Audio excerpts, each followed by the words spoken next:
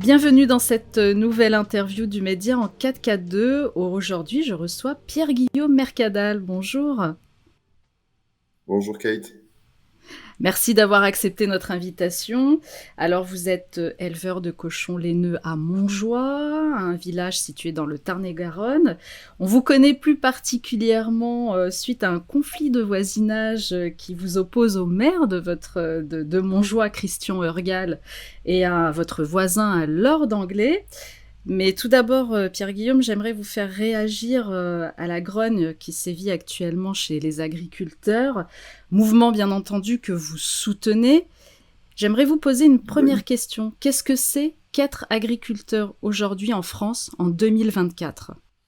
Vaste question, mais je pense pas pour le coup, bon, sauf si on exclut bien sûr les problèmes actuels, voilà, liés aux manifestations et au contexte économique. Mais sinon, je pense pas que le métier de paysan change beaucoup dans ce qu'il est pour les paysans en fait, dans le sens que c'est un amour du sol, du vivant, que ce soit des plantes ou des animaux, de la liberté, de l'autonomie, enfin, c'est quelque chose qui vous prend aux tripes.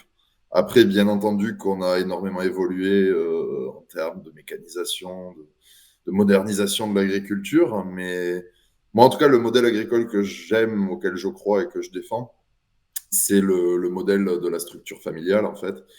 Euh, voilà, en général, ce qu'on appelle polyculture élevage. Et voilà, c'est ça le modèle auquel moi je crois. Alors si je vous pose la question, c'est parce que je crois savoir que pour vous, ce qui vous a amené à exercer en tant qu'éleveur de cochons, c'est que ça provient d'une reconversion professionnelle. C'était pas du tout votre métier à la base. Alors pourquoi vous avez choisi ce métier, même si vous dites que finalement il est resté tel quel, mais il a quand même évolué et peut-être pas dans le bon sens peut-être du terme. Qu'est-ce qui vous a amené à vous reconvertir professionnellement dans cette catégorie socio-professionnelle, si je peux le dire, en tant qu'agriculteur? Voilà, vous passez d'un métier dans la sécurité à un métier qui vous amène à travailler la terre, à être en contact avec les animaux. Pourquoi? Ben, c'est d'abord une passion et une vocation. C'est quelque chose que j'envisageais depuis longtemps. C'était le métier de mes grands-parents. Et après, ben, c'est une passion aussi pour tout ce qui va être histoire et géopolitique. Plus tout ce que j'ai pu voir dans la branche de la sécurité, qui font que je pense qu'on va vers des temps assez compliqués, aussi bien au niveau de l'éventualité d'un conflit civil que d'une crise économique. Et pour moi, c'est pas un grand message d'espoir sur ce plan-là, mais pour moi, ces deux choses sont inéluctables et l'une amènera l'autre. Alors, laquelle en premier, les paris sont ouverts. Donc, moi, c'était à la fois le fait de pouvoir faire un métier qui me fasse vraiment rêver et le fait de pouvoir bah, voilà, avoir une autonomie, être en connexion avec la nature, revenir aux bases, au réel, voilà, puis la qualité de vie. Enfin, moi, j'avais envie aussi de fonder une famille et ça me fait beaucoup plus rêver de fonder une famille à la campagne que dans le centre d'une grande ville. C'est grâce à vous si nous continuons notre combat. Seuls vos dons et vos abonnements depuis cette rentrée sont notre unique soutien. Alors merci à tous et merci de votre fidélité. Alors j'entends ce désir, ce besoin d'avoir une autonomie financière, une autonomie aussi alimentaire. Est-ce qu'aujourd'hui c'est concrétisable? Est-ce qu'aujourd'hui vous arrivez à le faire, à en vivre, voilà, de votre passion, de votre métier finalement, puisque bah, y a quand même une réalité hein, du terrain, une réalité financière aussi. Pour vous, en tant qu'éleveur, chez tous les agriculteurs, enfin tous vos collègues en fait, amoureux de la terre. Alors bon, selon les branches de l'agriculture, en fait, disons que la situation est pas favorable à tout le monde, mais selon les branches, on est plus ou moins impacté. Et moi, sur mon petit cas personnel égoïste, on va dire, je me suis plutôt lancé dans un marché de niche, à savoir bah, l'élevage de cochons laineux, donc qui est une race, c'est vraiment de l'excellence en termes de qualité de viande, et la transformation avec la création d'une conserverie à la ferme. Donc, si vous voulez, je gère de la naissance de l'animal jusqu'à la boîte de pâté ou au jambon, en gros, dans l'idée. Donc, je ne suis pas soumis aux mêmes problématiques que mes confrères qui vont vendre à des coopératives, à des supermarchés, voilà. Donc, ça m'amène un autre contrôle qui est un vrai confort, on va pas se mentir. Après, personnellement, disons que j'avais un projet viable au départ, mais de par le conflit que vous avez évoqué tout à l'heure, on m'a mis tellement de bâtons dans les roues qu'on m'a littéralement détruit. Et la vidéo qu'a permis de faire mon ami Papacito, que je salue et qui m'a littéralement sauvé la vie, hein, voilà. Il faut appeler un chat un chat. Ça m'a sauvé, ça m'a permis de financer certains travaux et d'éponger l'endettement assez important que j'avais de par ces déconvenus. Et, et du coup, maintenant, en fait, pour être tout à fait précis, je vais commencer à lancer ma commercialisation au printemps. Et je suis pas inquiet. Je pense que ça devrait relativement bien se passer. Alors on va y revenir, hein, bien entendu, à ce conflit qui vous oppose au maire de Montjoie. Mais est-ce qu'on peut dire aujourd'hui que tous ces agriculteurs qui manifestent, qui font des blocages, qui sont montés jusqu'à la région parisienne, hein, puisqu'on les a arrêtés avant Paris, est-ce que leur combat est légitime? Est-ce que leurs revendications sont légitimes? Ah ben leurs revendications sont plus que légitimes. Et puis, ce que j'aimerais, ce que j'ai eu l'occasion de dire déjà plusieurs fois, mais que j'aimerais répéter ici, c'est que les Français ne doivent pas se demander, comment dirais-je, c'est pas une manifestation comme les autres, parce que c'est pas une manifestation pour préserver un acquis ou pour avoir une augmentation. C'est pour éviter de se suicider et c'est pour qu'il reste une agriculture en France, en fait. Et ce que les Français doivent se dire, c'est que si là rien n'est fait de sérieux, et vraiment il faudra des changements très très profonds, c'est la perte de la souveraineté alimentaire. Et la perte de la souveraineté alimentaire pour les pays européens, c'est clairement la volonté de l'Union européenne de par ses décisions, hein. Alors là, ils peuvent absolument pas argumenter l'inverse, c'est pas possible. Parce que d'ailleurs, vous voyez le mouvement qui a pas commencé chez nous, hein. Les Allemands étaient déjà très très remontés, mais qui a touché et qui touche encore l'Espagne, l'Italie, la Belgique, etc. En fait, il y a une... Alors déjà, la base, c'est cette immense mise en concurrence déloyale. Parce que donc on nous parle des normes. Alors ça, pour moi, on va dire que je suis pas un grand fan du syndicat majoritaire, dont le président, M. Rousseau, est complètement Vous pouvez déconnecté. Il a si... des parts. À lui tout seul, il justifie une théorie du complot, si vous voulez. C'est-à-dire que le gars qui dirige le monde agricole en France, il est actionnaire en gros dans la méthanisation, dans les prix agricoles et dans une immense firme agroalimentaire. Donc, déjà, à quelle heure ce monsieur représente les paysans? Il a fait son beurre sur la spéculation agricole, il a 700 hectares, il n'a pas de diplôme agricole, il a fait des études de commerce. C'est lunaire, si vous voulez. Donc, ce président de la FNSEA, donc, qui est complètement lié à la Macronie, ne représente rien. Et moi, je suspecte le fait que dans les médias, on entende beaucoup parler des normes, comme si elles étaient le problème, que ce soit comme à chaque fois avec tout ce qui vient de l'Europe, juste du lobbying. Parce qu'en fait, les paysans et l'histoire de France, hein, le démontrent au fur et à mesure des diverses réformes agricoles. Euh, Comment vous dire? Les paysans ont toujours été dociles. Ils ont toujours fait ce que leur a demandé le pouvoir en place, en fait. Produire plus, produire moins, produire mieux, etc. Le problème, c'est pas les normes. Le problème, c'est le coût auquel on nous achète les denrées, parce que ben, les supermarchés font des marges absolument incroyables. Enfin, c'est purement indécent. Enfin, quand vous achetez un produit, je sais pas, à 3 euros, vous pouvez vous dire qu'il a coûté, qu'il a rapporté maximum 1 euro au paysan, qui lui avait toutes les charges et qui a livré directement soit la coopérative, soit le supermarché. Enfin, c'est incroyable à ce niveau-là, comme les paysans se font avoir. Donc ça, il est censé avoir une loi aussi Egalim. Enfin bref, ça pour moi, ça n'a pas grand sens. C'est très très très très mal fait. Après, vous avez donc ce qui fait qu'on parle des normes, mais que les normes ne sont pas le problème elles-mêmes, c'est-à-dire le libre-échange. Parce qu'on va vous demander de produire du poulet bien, avec plus de bien-être animal, moins de produits, etc. Ce que personnellement, je trouve très bien. Mais à côté de ça, on va vous importer des millions de tonnes de poulets aux hormones ukrainiens ou de poulets venant de tel ou tel pays européen qui vont avoir beaucoup moins de normes, pas les mêmes coûts en main-d'œuvre, pas les mêmes charges sociales. Donc, on se bat les mains attachées dans le dos, si vous voulez. On ne peut absolument rien faire.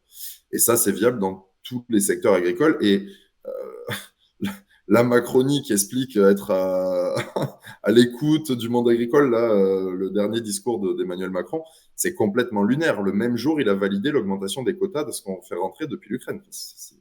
Il se moque ouvertement de nous. On vient de voter pour faire du libre-échange avec le Chili. On en faisait déjà avec l'Amérique du Sud, l'Amérique du Nord, la Nouvelle-Zélande. Enfin, ça n'a absolument aucun sens. Et si les gens, en plus, voyaient dans quelles conditions sont produites les choses qu'on ramène chez nous, ils en voudraient pas, en fait. Mais voilà, enfin, entre l'étiquetage et tout, c'est une vaste fumisterie. C'est n'importe quoi. Après, on a encore un autre gros problème dans l'agricole, c'est l'accession au foncier. Et en tant que, comment dire, que paysan, enfin, mes grands-parents, comme je vous ai dit, étaient paysans, mais j'ai pas repris ce qu'avaient mes grands-parents. Donc, l'accès au foncier, moi, j'élève dans les bois, donc c'était très peu onéreux, même si c'est quand même des sommes. Mais les gens qui ont besoin d'acheter de la bonne terre agricole, c'est hors de prix. Et rien n'est fait pour favoriser l'accession à la terre pour ceux qui ont la vocation. Et du coup, ça bloque en fait énormément parce que déjà, on n'est pas sur un métier extrêmement rémunérateur.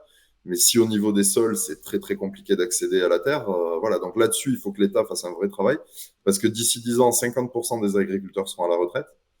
Et je pense pas que la solution soit de nous mettre comme métier en tension pour qu'on puisse embaucher une main-d'œuvre qui n'a pas beaucoup de papier. D'autant que c'est déjà factuellement ce qui est fait dans le milieu agricole au niveau des gros arboriculteurs notamment, où pour trouver de la main-d'œuvre, vu que les Français ne vont pas faire ce genre de métier, ils sont obligés d'employer des gens issus de pays où c'est plus difficile. Donc voilà. Donc, il y a vraiment tout cet ensemble de problématiques. Donc, le prix des matières, la concurrence absolument déloyale, l'installation des jeunes et voilà, la considération du monde agricole. Oui, l'installation des jeunes, encore faut-il qu'il y ait un engouement pour ce métier aussi. Alors je vais reprendre des termes de Nicolas Sarkozy qui disait à l'époque travailler plus pour gagner plus. Bah, j'ai envie de dire, vous les agriculteurs, vous travaillez beaucoup plus qu'un Français, qu'un citoyen lambda, et pourtant vous n'êtes pas plus rémunéré en fait. Par votre travail, parce que les charges sociales sont très élevées. Alors ça, on peut parler aussi de tous les artisans, des entrepreneurs qui pâtissent de ces charges sociales en France qui sont Bien sûr. énormes. Et il y a aussi une dignité que vous voulez retrouver, j'imagine aussi, dans l'exercice de votre métier, en plus de cette juste rémunération à laquelle que vous réclamez en fait. Bah, tout à fait, tout à fait. Et puis bon, si vous voulez, bah, bon, sur ça, le gouvernement est en train de légiférer, donc on va leur laisser le bénéfice du doute. Mais vous avez le fait que bah, des gens qui viennent s'installer à la campagne vont avoir un problème avec le bruit des cloches ou le chant du coq, c'est lunaire. Vous avez le problème. Alors, comme je vous disais, moi, j'ai plutôt une sympathie pour beaucoup de normes environnementales. Enfin, je suis attaché à la sauvegarde de la ruralité et aussi de notre patrimoine, de notre environnement, de nos cours d'eau. Mais parallèlement, quand j'entends les discours de quelqu'un comme Sandrine Rousseau, si vous voulez, c'est c'est angoissant un peu quand même. Elle est fatigante un peu, cette dame. Donc, voilà, vous comprenez où je veux en venir. Donc voilà, à ce niveau-là, voilà, c'est d'éviter une diabolisation stupide et puis surtout de regarder ce qui se fait ailleurs dans le monde. Enfin, on est quand même, c'est pas pour dire cocorico, on est les meilleurs, mais même si mettons qu'on soit pas les meilleurs, on est la première, la deuxième ou la troisième agriculture la plus vertueuse du monde. Donc c'est pas, on n'est pas, enfin voilà, il faut que Madame Rousseau se détende. Alors, on va Voilà. parler de son homonyme Arnaud Rousseau, le président de la FNSEA, qui vient justement d'appeler à la fin du déblocage Oui. aux agriculteurs pour entrer, je cite, dans une nouvelle forme de mobilisation. Donc, qu'est-ce que Monsieur Rousseau attend en fait? Pour lui, il a l'air satisfait en fait des déclarations Monsieur du Rousseau, gouvernement. ah oui, mais Monsieur Rousseau, il était déjà satisfait avant les manifestations, donc c'est compliqué. En fait, et vos auditeurs peuvent vérifier ce que je dis très facilement avec YouTube. Quand ça a démarré par chez nous, là, du côté de Toulouse, il y a eu une manifestation, notamment place du Capitole, et où les mecs de la Fédé ont dit non, mais c'est bon, il faut rentrer chez vous, on arrête la manifestation, et où ils se sont fait, mais alors huer, insulter, tout ce qu'on veut. Et en fait, le syndicat des jeunes agriculteurs et le syndicat de la FNSEA a eu une vraie fracture avec sa base, parce que vous avez des gens très bien dans la base, mais leurs élites et leur base, c'est deux galaxies différentes. Et, et en fait, Monsieur Rousseau, lui, ce qu'il attend, c'est une caresse sur la tête de la part du président de la République. En fait. C'est juste ça qu'il attend. Le sort des paysans, il s'en fout complètement. Donc au début, ils ont voulu tuer la manifestation dans l'œuf. Ils ont complètement perdu le contrôle. Donc ils ont essayé de, comment dire, de le récupérer en faisant semblant de soutenir un mouvement qu'ils voulaient tuer au début. Et puis la Macronie leur a bien rendu en donnant très peu de, en ayant très peu d'échanges sérieux avec les deux autres syndicats agricoles et en traitant principalement avec la FNSEA. Donc voilà, Monsieur Rousseau, ce qu'il raconte, là, les mesures qu'a proposé Gabriel Attal, et je parle des deuxièmes, bon, qui est peut-être une amélioration si on veut, mais c'est absolument pas suffisant. Sur le fond du problème, il n'y a rien qui a bougé en fait. Juste, ils débloquent des fonds, mais on fait quoi? L'année prochaine, on recommence et on redébloque des fonds ça n'a pas de sens. Là, il faut des états généraux de l'agriculture ou créer une exception agriculturelle française, mais il faut changer de manière durable pour que les paysans puissent vivre et pour qu'on protège notre souveraineté alimentaire. Parce qu'on a un pays quand même qui s'est basé, suite à la prise de pouvoir de Gaulle, hein, qui s'est basé sur deux trucs, c'est l'indépendance énergétique et l'indépendance alimentaire. Enfin, la souveraineté plutôt.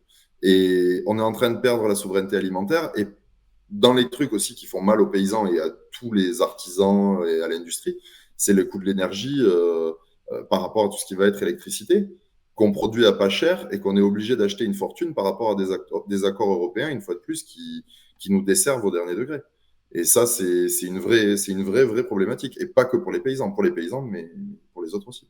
Alors vous l'avez souligné, on peut s'interroger effectivement sur les véritables ambitions des syndicats et notamment de la FNSEA. Alors on a le quotidien Le Monde qui vient de révéler une note de service du renseignement territorial dans laquelle la FNSEA s'inquiétait donc Oui, de la... je Vous l'ai l'avez vu. Oui. vu? Voilà, donc c'est quand même étonnant. Donc ils sont à côté des agriculteurs qui manifestent et puis en même temps ils demandent à ce qu'on stoppe les convois et Oui, surtout ce mais qu'ils les redoutent c'est convois, la coordination vous rurale, quoi. noterez, voilà, chère madame, c'est que les convois qui venaient du sud-ouest, en fait, là d'où est partie la manifestation et où ça a été le plus dur, et j'en parle en connaissance de cause, puisque le convoi qui est monté, c'était le Lot, le Lot-et-Garonne, le Tarn-et-Garonne. Moi, je suis à la frontière entre les trois, donc si vous voulez, je suis dans le Tarn-et-Garonne, mais je suis à 30 km d'Agen, donc voilà. Il y avait d'ailleurs certains je vais y arriver, dans ceux qui se sont retrouvés en garde à vue, il y avait même certains amis à moi. Voilà, c'est complètement lunaire. Là, le but, c'était de stopper un syndicat qui prend vraiment de l'importance parce qu'il s'est battu pour les paysans. Là où eux ont essayé de tuer le truc et se sont pas battus pour les paysans. Et donc là, c'est juste de la politique. Et c'est là que M. Rousseau a montré à quel point il valait rien. Enfin, je vais éviter d'être ordurier ou voilà, mais ce monsieur, il vaut pas cher. Hein. Qu'est-ce qu'on peut attendre finalement de ce mouvement qui est en train finalement de s'essouffler, hein. On le voit, puisque de toute manière, là, dans la région parisienne, on n'a pas vraiment vu d'agriculteurs, de tracteurs. Ils n'ont pas pu arriver jusque là. On nous annonçait bloquer le périphérique, on nous annonçait... Mais ça s'est pas fait. Alors, il y a eu effectivement des agriculteurs qui ont pénétré dans Rungis, mais totalement de manière pacifiste, hein, et qui ont finalement été mis en garde à vue. Qu'est-ce qu'on peut attendre de ce mouvement, véritablement? Qu'est-ce qu'on peut attendre? Alors pour moi, ce mouvement, il n'est pas encore fini. Qu'est-ce qu'on peut attendre? Je ne sais pas, parce que je pense que ce pays, actuellement, c'est une poudrière, un petit peu, gentiment. Et bon, là, on savait que la stratégie du gouvernement, ce serait d'essayer de faire des mesurettes et d'essouffler le mouvement. Moi, comme je vous dis, je ne pense pas encore que ce soit fini, parce que rien n'est réglé. Donc, est-ce que finalement, ça va reprendre? Est-ce que ça va se calmer, répéter un peu plus tard? Est-ce qu'il y a d'autres luttes qui vont... Voilà, mais je pense qu'en fait, toutes les catégories socioprofessionnelles sont un peu à bout de ce pays. Et que là, ce qui vient de se passer au niveau des agriculteurs, comme je vous dis, ils ont proposé quelques pansements, mais rien de vraiment concret. Alors bon, ils lancent de belles phrases, mais qu'est-ce qu'on doit penser des belles phrases des élus politiques de la Macronie?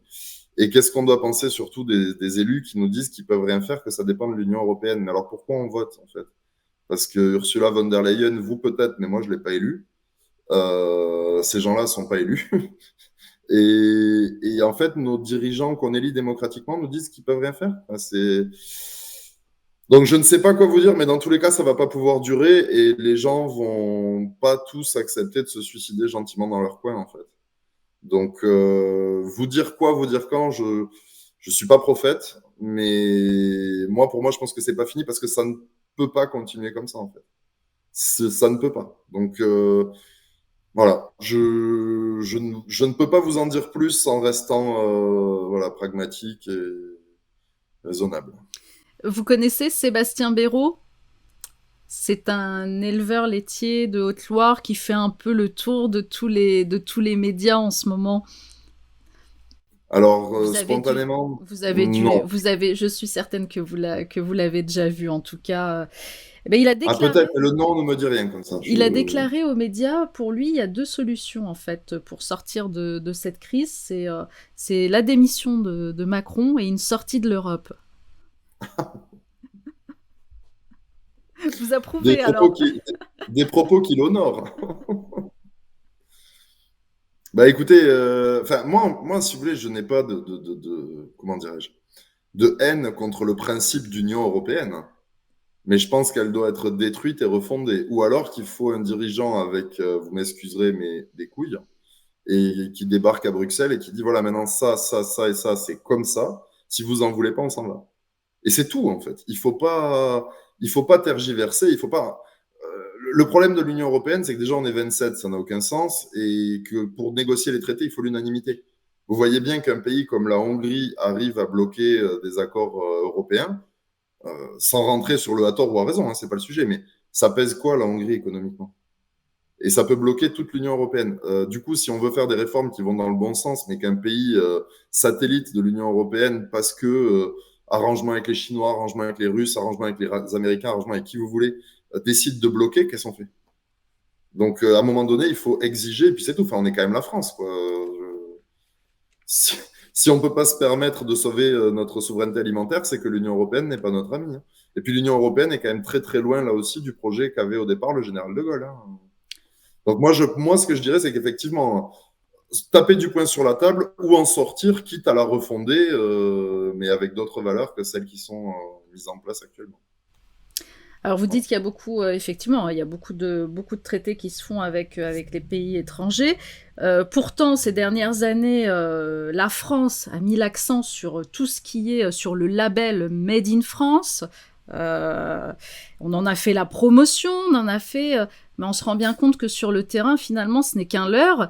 Et j'entendais encore, je crois que c'est hier, l'un des dirigeants du distributeur Super U à qui une journaliste a posé la question pourquoi dans les étalages ils achetaient finalement des carottes et des salades ou un autre produit qui provient qui est hors France, hors de France, et il expliquait qu'en fait c'était par souci d'intersaison que voilà, comme si en France on n'avait pas de carottes et il y avait un autre produit, je sais plus si c'est les salades ou pas.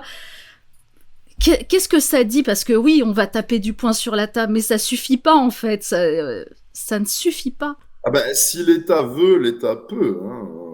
Enfin, je veux dire, il suffit de faire des jeux de, je veux dire, un système. Alors, je dis pas qu'il faut devenir la Suisse, attention, c'est pas ça que je dis, mais la Suisse a un système où, par exemple, c'est le monde agricole directement qui décide de ce qu'on rentre ou pas dans le pays en fonction des productions, et ça change toutes les semaines. C'est-à-dire que vous mangez des taxes, mais absolument folles, ou s'ils ont besoin, c'est détaxé complètement. Et ça, moi, je trouve ça très bien. Mais après, des solutions, il en existe plein. Mais je vous dis, c'est déjà, on peut commencer par se comment dire, avoir une concurrence qu'avec les pays de l'Union européenne, ce serait déjà pas mal. Ce serait déjà vraiment pas mal. Parce que le problème, c'est rentrer des produits qui viennent de Dieu sait où, je vous dis, d'Amérique du Sud, du Maroc, d'où vous voulez. Ça n'a pas de sens. Ça n'a pas de sens. Sauf que bien souvent, euh, il faut bien vous imaginer que, par exemple, si on prend le cas du Maroc, les tomates du Maroc, c'est pas, on va pas acheter ça aux petits paysans marocains, hein. C'est des bases, on appelle ça des bases tellement c'est grand en fait. C'est des fermes de centaines ou de milliers d'hectares qui appartiennent à des groupes financiers qui, bien souvent, peuvent être français, hein, par exemple, ou Mhm. allemands, Mhm. et qui achètent les terres là-bas, qui dégagent les paysans locaux là-bas, qui produisent comme des salauds de la tomate, qui est dégueulasse en plus, et qui inondent nos supermarchés avec ça. Donc, me dire qu'on ne peut pas combattre ça, moi, j'y crois pas. Moi, je pense qu'on peut, et puis je pense qu'on doit aussi. Parce qu'en plus, comment dire, les gens ne se rendent pas compte, si les paysans donc sont pas, s'il n'y a pas de renouvellement, la catastrophe que ça va être, même par rapport à l'environnement, par rapport à la beauté des paysages qui Bien seront plus sûr. entretenus, par rapport au risque d'incendie, par rapport à toutes les friches qui vont se créer. Parce que la vie sauvage, c'est magnifique, hein. Moi, je vis dans les bois, j'adore les animaux, mais vous comprenez bien que si les terres sont pas cultivées, entretenues, sachant qu'il n'y a plus de prédateurs, si vous avez un groupe de 150 sangliers qui passent quelque part, là où ils passent, il n'y a plus rien. Ça, tant qu'on l'a pas vu de ses yeux, on ne sait pas ce que c'est. Et non, il y a vraiment quelque chose de très fort qui se joue pour notre avenir. Parce que pour ce que vous disiez tout à l'heure, je vous assure que des vocations pour le monde agricole, il y en a beaucoup. Et j'en connais beaucoup, des jeunes qui ont voulu se lancer ou qui veulent encore se lancer, mais qui bloquent pour des raisons vraiment d'accès au foncier. Et moi, je pense vraiment que là, il y a un enjeu terrible parce que l'Union européenne, en fait, l'Union européenne, ce qui l'intéresse, c'est le jeu du grand capital et le destin des peuples, sans même parler des nations, mais le destin juste des peuples d'Europe, elle n'en a rien à faire. Tout ce qui compte, c'est le grand capital. Et ça, c'est un problème assez fondamental. Et c'est peut-être là aussi le problème de nos élites gouvernementales, c'est que elles ne voient pas, elles ne connaissent pas le métier, elles ne vont pas, même si on a vu Gabriel Attal s'est rendu aux côtés de certains agriculteurs, mais tant qu'on n'a pas été au contact de cette terre, tant qu'on ne l'a pas travaillé, eh ben on pourra pas se rendre compte de ce que c'est en fait finalement ce métier.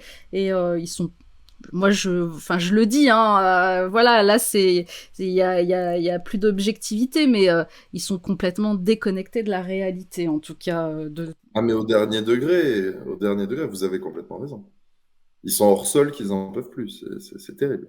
Et c'est le problème aussi de cette technocratie qui tourne presque à l'idiocratie dans laquelle on vit, hein.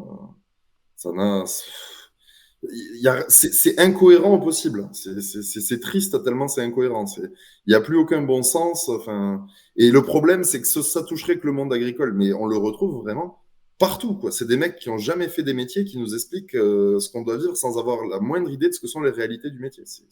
C'est ahurissant. Alors c'est difficile hein, quand même, Pierre-Guillaume, de se battre contre un système. On a l'impression que c'est le combat de David contre Goliath. Et bah, ça m'amène un peu à parler bah, du conflit qui vous oppose au maire de Montjoie. Parce que là aussi, on parle de technocratie, on parle d'élite gouvernementale, et finalement, bah, dans ce que vous vivez, vous, au quotidien, bah, on n'en est pas loin. Ben, on n'en est pas loin parce que c'est les mêmes personnes, puisqu'en face de moi, j'ai l'immense chance d'être allé m'installer dans un coin extrêmement isolé et d'être rentré en guerre avec un oligarque, avec un élu. Je précise tout de suite que j'assume clairement tout seul mes propos qui est complètement corrompu, et un second oligarque qui est son protecteur en fait. Alors, racontez-nous au départ, ce conflit vous oppose à votre voisin, en fait, un lord anglais. Donc, on va dire, au départ, c'est une banale histoire de conflit de voisinage. C'est un chemin qui lui appartiendrait, mais qui vous permettrait d'entrer sur votre propriété, non? Dites, Non, racontez. non, le chemin ne lui appartenait pas. Le chemin lui appartient au bout de 6 ans et demi de guerre et 4 ventes annulées. Le chemin a fini par lui appartenir tout récemment. Bon, alors, de par ses arrangements avec le maire, il s'est su qu'il y avait eu un accord entre lui et moi. Accord secret à sa demande pour encore quelques mois, donc on communiquera dessus quand on y sera légalement autorisé, parce que ben, bref, moi, quand je donne une parole, je la tiens. Mais bon, c'est l'affaire de 2 ou 3 mois encore seulement. Et en fait, non. Ce monsieur a fermé un chemin communal qui était le seul chemin d'accès à ma propriété. Et il l'a fermé un peu avant que j'achète. Mais moi, je ne savais pas. Et en fait, on m'a clairement menti. Il a construit des murs, un portail, tout ça sans aucun permis de construire, avec la complicité absolue du maire et son appui. Au point que quand je lui ai fait faire enlever son portail par la justice, la mairie a refusé, parce que c'est la mairie qui doit faire appliquer les décisions de justice. La mairie a refusé de faire enlever les colonnes et les murs pourtant construits illégalement, parce que c'était pas marqué dans la décision de justice, étant donné que moi j'avais attaqué que sur le portail, on a vraiment joué sur les mots. Et le maire est allé aux frais de la commune jusqu'à jouer à saisir la cour de cassation pour faire remettre un portail privé sur un chemin public. C'est du jamais vu. Bon, il a été débouté sans même qu'on arrive en cassation. Donc en fait, si vous voulez, l'idée c'est que l'anglais avait fermé donc ce chemin communal qui était goudronné en pente douce en ligne droite jusque chez moi et qu'il l'avait remplacé par un chemin tellement raide que quand il pleuvait, vous le remontiez pas en 4x4 et avec un virage à 90 degrés. Donc c'était plutôt intéressant à pratiquer.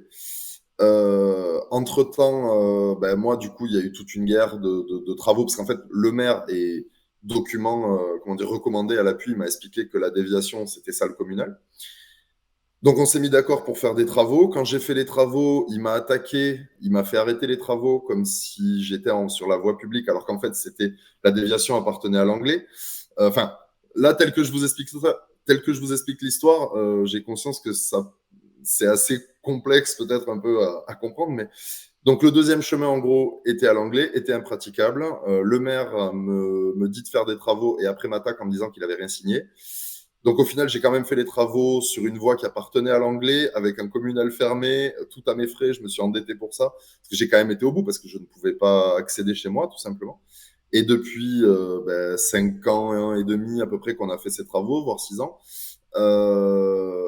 j'ai un chemin, mais qui est dans un état épouvantable, parce que j'y ai fait 30 000 euros de travaux, pour être très précis. Mais ça suffit absolument pas. Et le maire s'est battu à tout prix, année après année, pour que l'anglais finisse par récupérer le chemin communal, lui a fini ensuite par lui racheter son chemin. Et depuis, eh ben, le communal qui était en bon état, depuis, ça fait quelques semaines seulement, c'est tout récent, est aux mains de l'anglais. La déviation pourrie appartient à la mairie. Et le maire ne veut ni goudronner jusque chez moi, alors que j'ai eu mes permis de construire, autorisation d'exploiter, tout ce que vous voulez. Et que je demande rien de plus que ce que vit tout le monde en France, c'est-à-dire un chemin digne jusqu'à mon domicile. Ben pour le moment, il ne veut pas goudronner et il ne veut pas me vendre le chemin non plus. Donc c'est intéressant comme situation. Et bon, ça peut paraître sans importance pour les gens qui nous écoutent, mais c'est qu'autour de ça, en fait, on n'a jamais voulu, alors que ça représentait pas grand-chose, surtout pour cet anglais qui est très fortuné, euh, on n'a jamais voulu s'arranger avec moi, on a voulu me briser. Et donc, on m'a privé d'électricité pendant plus de 6 mois. J'avais un compteur de chantier, on me l'a fait couper une semaine avant la trêve hivernale.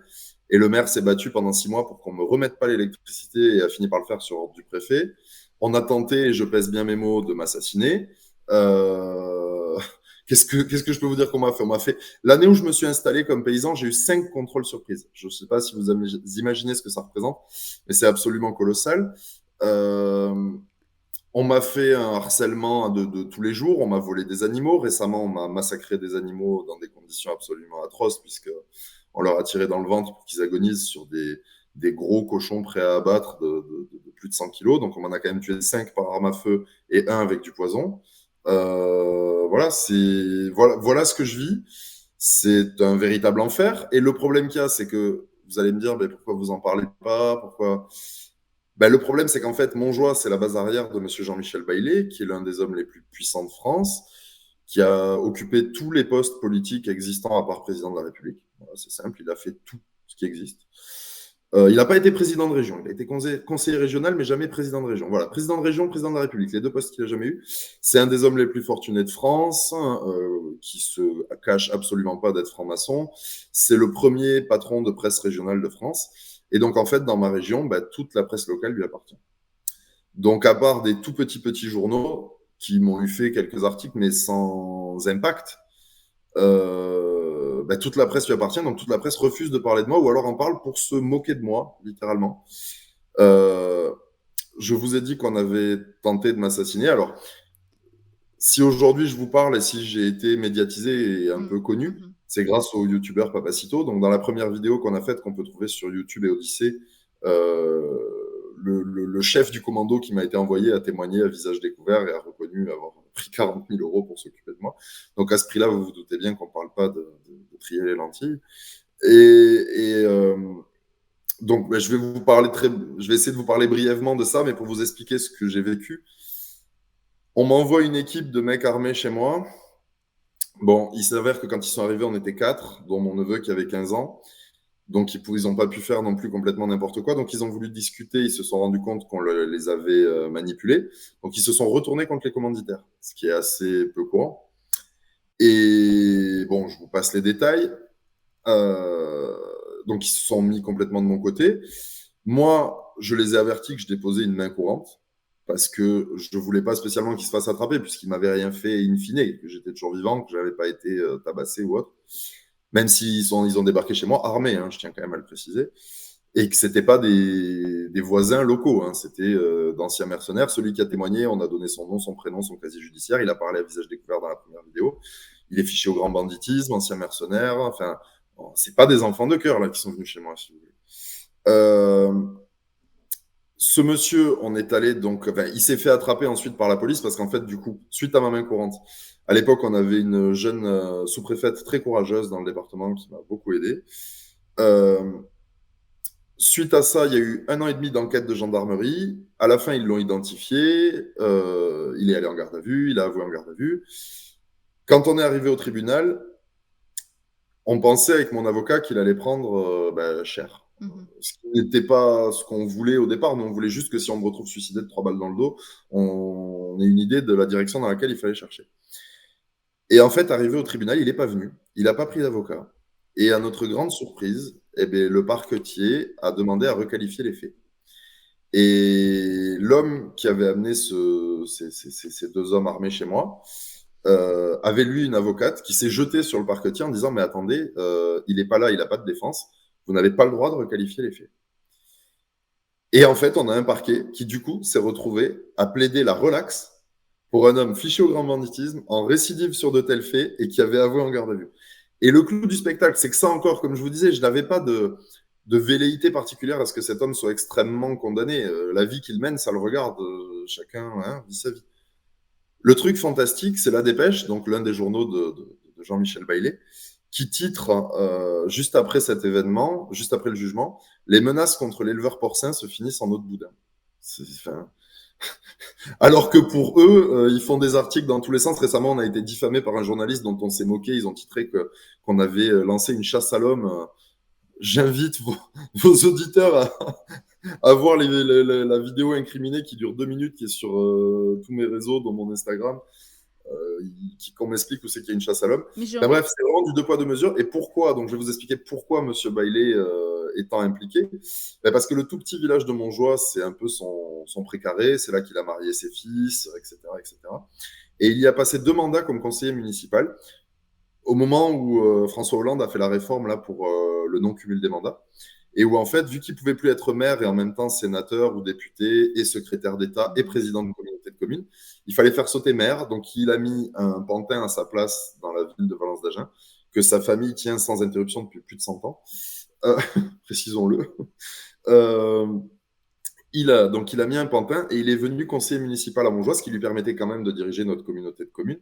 Communauté de communes qui a une centrale nucléaire, hein, donc qui a pas mal de pognon, même si c'est la campagne. Et sur ces 2 mandatures, la première avec l'ancienne mairesse du village, il lui a fait avoir la Légion d'honneur. Et vous pouvez aller vérifier les articles de La Dépêche, elle a eu la Légion d'honneur pour avoir été prof 35 ans. Et ensuite, notre maire actuel, eh bien alors là, ça a été la gabegie absolue parce que là, François Hollande était au pouvoir. Donc Bailey est redevenu secrétaire d'État et là, on a eu des subventions. Mais le pire, c'est qu'ils sont assez idiots pour le marquer dans La Dépêche. Donc je dis, vos auditeurs, si ça les amuse, ils peuvent aller voir. On a fait une salle des fêtes à 1 million d'euros, appelée Espace Jean-Michel Bailey, qui a même eu une subvention spéciale de 100 000 euros de la part de Bernard Cazeneuve, qui était ministre de l'Intérieur. Donc le ministère de l'Intérieur lâche des subventions spéciales pour faire des salles des fêtes dans des villages qui en ont déjà une. Donc on est un village 150 habitants, même pas 100 votants, et vous avez 2 salles des fêtes. Vous avez 800 000 euros de rénovation dans 2 gîtes. Alors je veux bien que les gens qui nous écoutent ne maîtrisent pas les chiffres, mais si vous faites 800 000 balles de rénovation sur 2 gîtes, je peux vous dire qu'il va falloir les louer quelque chose de correct pour arriver à rentabiliser. On a fait une maison des associations flambant neuve, la seule association, c'est celle du maire. On a rénové aussi, on a une maison des arts. Et donc, précisons bien sûr que le maire de Montjoie est peintre. Lui, il a été fait chevalier de l'Ordre des Arts et des Lettres. Ensuite, il a été fait peintre des armées. Là, dans une semaine, on a la ministre des collectivités territoriales qui vient lui mettre la Légion d'honneur. Il est passé d'être personne à l'un des peintres les plus cotés de France. Et il s'y passe un nombre de magouilles absolument incroyable. De toute façon, une mairie de cette taille qui fait 2,5 millions d'investissements en une mandature dans les infrastructures publiques là, de la commune, vous doutez bien que ça n'existe nulle part ailleurs. En fait. Voilà, donc je pars un peu dans tous les sens. Hein. Je comprends que ce soit assez Alors, costaud tout ce que tu dis. alors C'est factuel. Je effectivement. suis prêt à aller en répondre au tribunal demain matin. Il n'y a pas de. Bon, déjà, une précision sur la Légion d'honneur, j'ai envie de vous dire, c'est pas forcément une reconnaissance absolue d'avoir la Légion d'honneur, et d'ailleurs, on en a fait un article sur le Média en 442 en début d'année, justement, sur sur le sujet.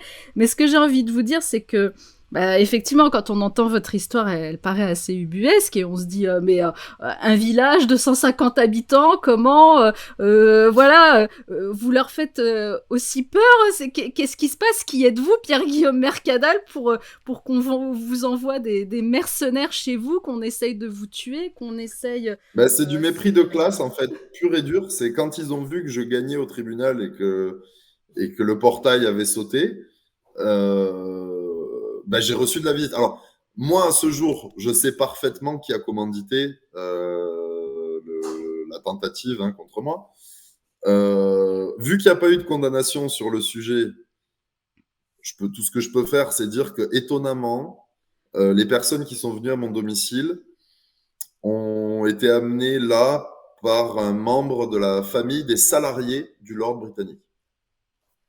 Voilà. Chacun en tire les conclusions qu'il veut. Mais on a aussi le maire de votre village aussi, Christian Hurgal, Oui. qui a déposé plainte.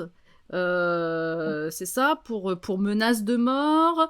Euh, et puis là, tout récemment, bah, il y a quoi? Il y a peut-être 20 jours, je sais plus, c'était le 12 janvier, quand vous êtes allé lui déposer le cochon, un de vos cochons que vous avez retrouvé mort dans vos bois et que vous êtes allé, vous êtes filmé, hein. Alors effectivement, il y a aucune agressivité, on voit bien que vous allez le déposer sur son bureau. Bah, pareil, il y a eu un article dans la dépêche suite à ça. Euh, bon, déjà, première question, pourquoi ce geste? Voilà, est-ce que c'est pas une... Alors, vous le dites, je crois, en plus dans la vidéo, que c'est... Oui, vous pouvez dire que c'est une provocation, enfin, quelque chose... Voilà, pourquoi cette provocation? Lui reste très Alors, stoïque, il ne réagit pas. Hein. non, Alors, non, il ne parle pas, il ne réagit pas, finalement. Vous lui demandez de signer le c'est recommandé, ça il le en fait. C'est fait. que c'est pas. Mais de toute façon, il a réagi parce que des vidéos, voilà, si certains de vos auditeurs sont intéressés par cette affaire, veulent en avoir un peu plus, tout est sur mon Instagram. On peut aussi en retrouver bon, sur les autres réseaux Oui, sociaux sur où on tous a les mis des réseaux. choses, mais principalement sur mon Instagram. Euh, alors déjà, précisons, les histoires de menaces de mort ne me concernent pas. C'est parce que suite aux deux vidéos, c'est ça aussi, c'est pour vous montrer l'indignité de la chose et l'appui qu'il reçoit de son maître, Jean-Michel Baillet. Euh, en fait, suite à la première vidéo, il a reçu des insultes sur Internet. Alors, c'est regrettable, hein, voilà. Mais peut-être qu'il a reçu des insultes parce que c'est pas quelqu'un de très très bien. Ça, après, chacun se fait son opinion. Il s'est victimisé une première fois là-dessus. Et lors de la deuxième vidéo, là, ça a été un peu plus loin. C'est-à-dire qu'il y a eu des jets de peinture sur la maison de l'anglais, à savoir de la peinture rouge et de la peinture noire. Bon, je condamne ce genre d'action, mais il n'y a pas à mort d'homme. Et après, sur toutes les routes de mon département et du Lot-et-Garonne voisin, sur quelques dizaines de kilomètres autour, il y a une espèce de graffiti qui a été fait indiquant le village de Montjoie avec écrit Urgal, donc le nom du maire, Fouine de Montjoie. Bon, ça c'est factuellement, et je le prouve tant que vous voulez, factuellement ce qui s'est passé. Plus des commentaires trolls sur Internet. Mais on va reprendre ça point par point. Les commentaires trolls sur Internet, je pense que, ne serait-ce que votre média, si vous touchez à un sujet impopulaire, vous ne devez pas On est avoir que tous des victimes messages de d'amour. trolls. Voilà, ça c'est Voilà. sûr. Donc, si vous allez faire ça à grande échelle sur une vidéo qui fait 1 million de vues sur Internet, voilà, forcément, vous n'allez pas recevoir que des messages d'amour, sachant que nous, pour le coup, on n'a jamais reçu de menaces ou de messages d'insultes. Bon. Et, et puis qu'il n'est pas venu nous chercher en diffamation, en plus, ce qui est très étonnant pour un homme aussi intègre. Vu le nombre de magouilles qu'on a dénoncées, il ne nous poursuit pas en diffamation, on peut s'étonner. Bon. Ensuite, il a expliqué devant tous les médias de France, parce qu'en fait, suite à la deuxième vidéo, à ces graffitis et tout, tous les médias de France sont venus à Montjoie, parce qu'on était en pleine période de violence faite aux élus. Ce que je condamne en plus, hein, attention, de toute façon, je l'ai jamais touché au maire de Montjoie, donc je ne suis pas pour le fait d'être violent avec. Mais il est allé expliquer que les graffitis sur la route indiquaient son domicile, alors qu'il n'y a jamais eu un seul graffiti à l'intérieur du village. Donc si c'est pas dans le village, comment ça peut indiquer son domicile? Voilà, c'est QFD. Ensuite, il a été pris en photo ou en vidéo par tous les médias, mais tous, devant la maison de l'Anglais, devant le mur peint en rouge.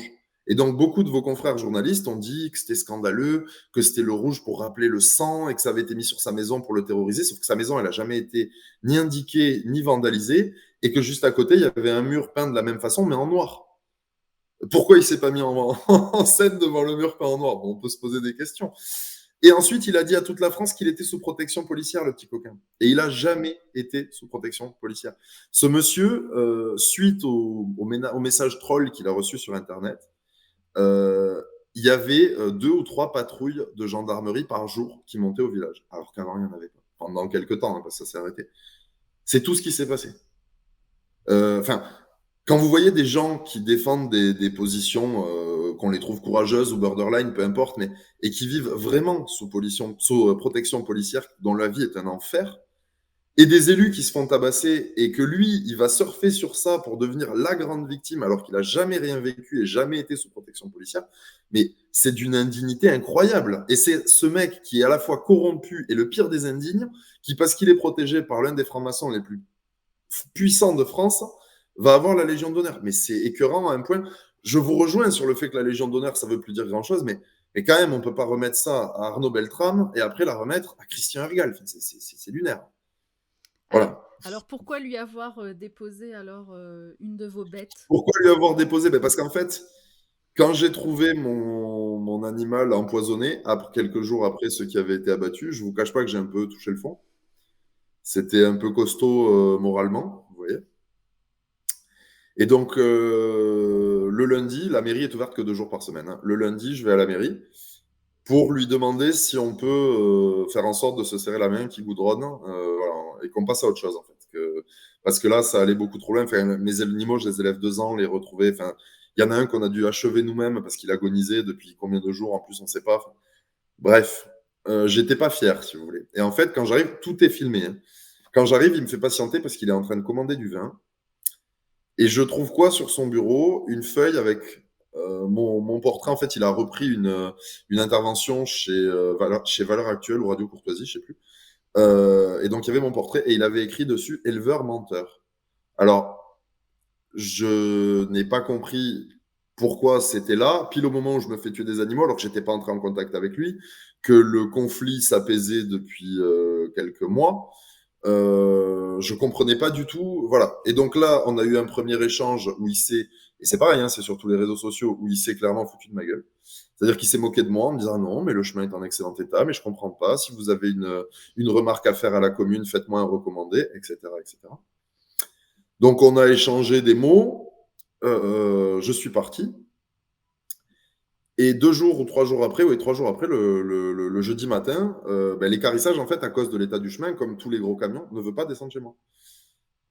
Donc, je peux pas avoir d'air d'équarrissage, etc. Et donc là, en fait, j'ai craqué, si vous voulez. Je me suis dit, non, mais en fait, je peux pas avoir mes animaux qui sont massacrés ou volés toutes ces dernières années, même pas pouvoir avoir l'équarrissage, et lui qui vient se foutre de ma gueule à me dire que le chemin est en bon état.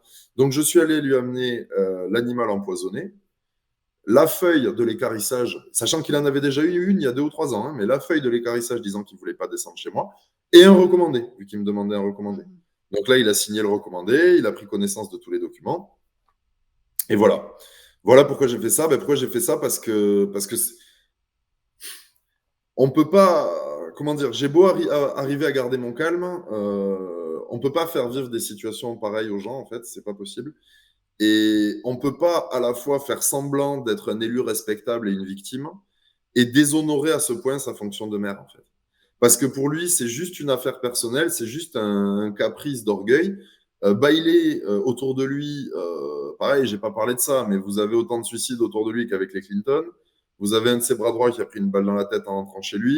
Il y a des histoires sympas. S'il y a des journalistes qui veulent venir investiguer dans le coin, c'est pas ça qui manque, sauf qu'il n'y a pas de journalistes qui veulent venir investiguer dans le coin.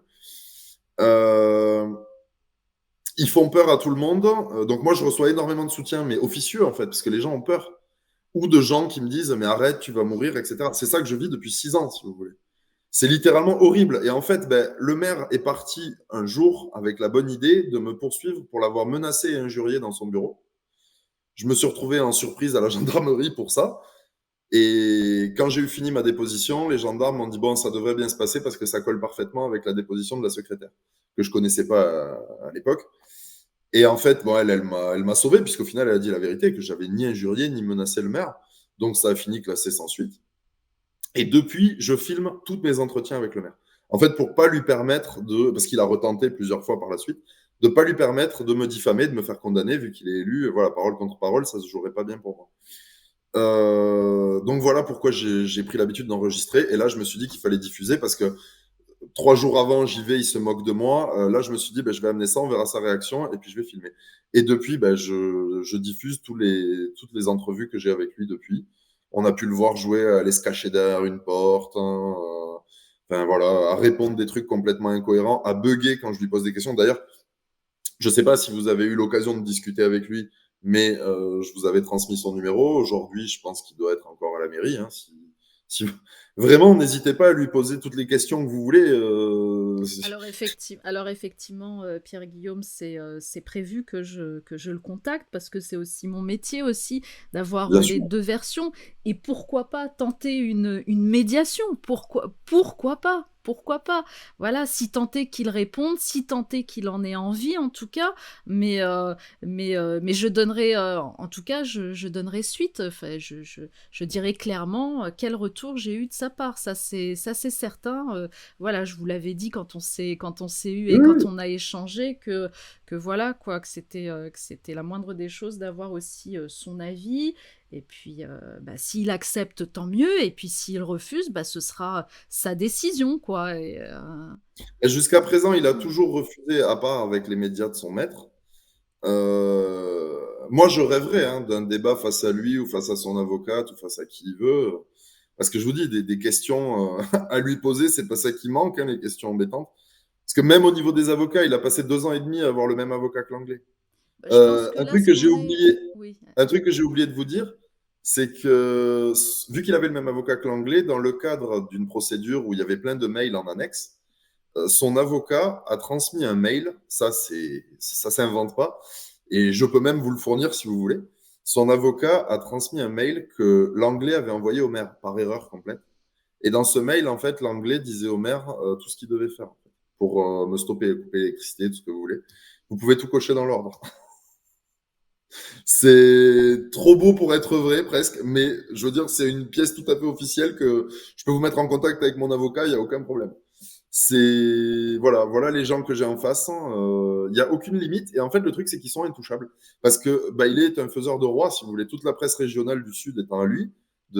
À part Sud-Ouest, de Perpignan à Bayonne, tout est à lui. Donc, ça donne un peu de pouvoir, quoi. Bah, Pierre Donc, tous Guillaume, les maires passent par lui, les députés, les sénateurs. S'ils sont contre lui, c'est chaud.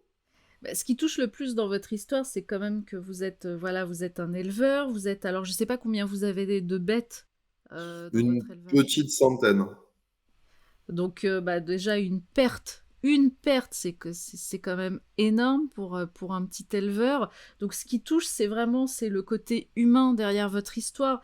Et là où je vous dis, où on peut tenter une médiation s'il en a envie, c'est qu'il en va de votre survie. Alors, survie, oui, économique, financière, mais aussi mentale aussi, j'imagine. Voilà, parce que vous l'avez dit, finalement, quand vous avez été déposé ce cochon mort, c'est par c'est par dépit, c'était pas du tout prémédité, c'est vraiment parce que là, il y a une C'est parce que j'étais à bout. voilà, c'est ça.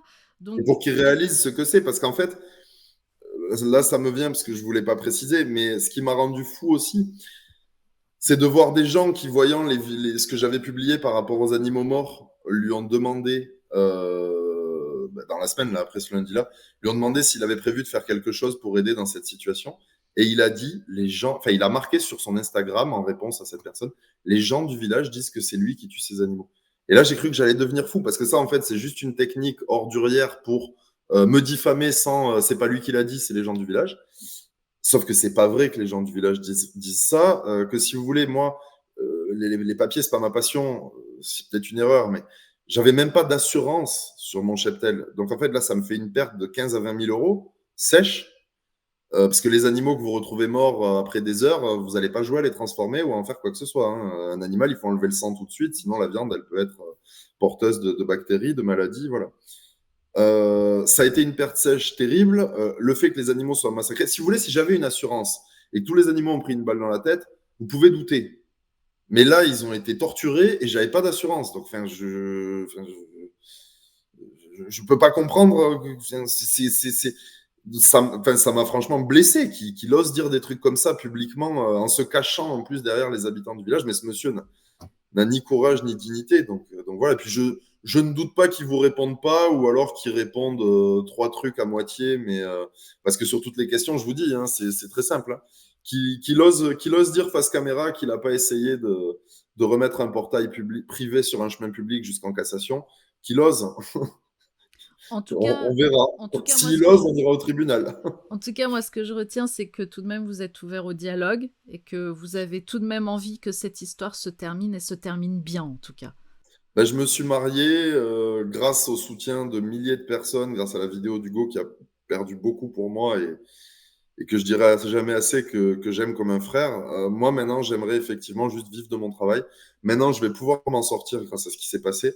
Donc, tout ce que je veux, c'est un accès digne à mon habitation, fonder une famille et vivre ma vie, en fait. Et c'est la seule chose à laquelle j'aspire. Et puis, ce qui va dans ce sens, c'est que, voilà, comme je vous ai dit, je ne dirai rien parce qu'il y a eu une clause de confidentialité à la demande de l'anglais. Vous me reprenez en interview dans 3 mois, je vous le donne, l'accord. Ou même, je vous l'envoie par mail, je m'en fous. C'était pas à ma demande. Mais il y a ce genre de clause. Donc voilà, mais avec l'anglais, le maire le sait, il sait qu'on est en paix. Et il continue à pourrir la situation. Et je suis en paix avec l'anglais, mes animaux sont massacrés. Enfin, pour moi, ça aussi, c'est du service commandé au dernier degré, parce que j'ai pas d'autre ennemi que Bailey et Urgal. Voilà, enfin, vous comprenez ce que je veux dire. Enfin, la situation devrait être réglée, sauf que je suis paysan, eux, ils se pensent comme étant très au-dessus humainement et tout ce qu'on veut des paysans. Et donc, c'est vraiment un mépris de classe et la volonté de non, t'es un paysan, t'es de la merde, on discute pas avec toi. En fait. C'est ce que je vis depuis 6 ans. Et Voilà. c'est ce même mépris de classe, je vais faire le parallèle, c'est ce même mépris de classe qu'on retrouve également côté gouvernement face à tous les agriculteurs français. Et oui, parce qu'on est paysan, donc on est débile, donc on ne sait pas compter, on ne comprend pas. Voilà, c'est intéressant. Alors, Les gens soutien sont aux intéressés. agriculteurs, voilà, on le Oui. réitère. En tout cas, merci à vous de m'avoir donné la parole sur votre média. C'est très gentil et puis même, je dirais, courageux, parce qu'en face, ils sont taquins. Donc, voilà. Eh ben, merci à vous en tout cas de nous avoir accordé tout ce temps pour vous exprimer. Merci Pierre-Guillaume. Merci, Kate.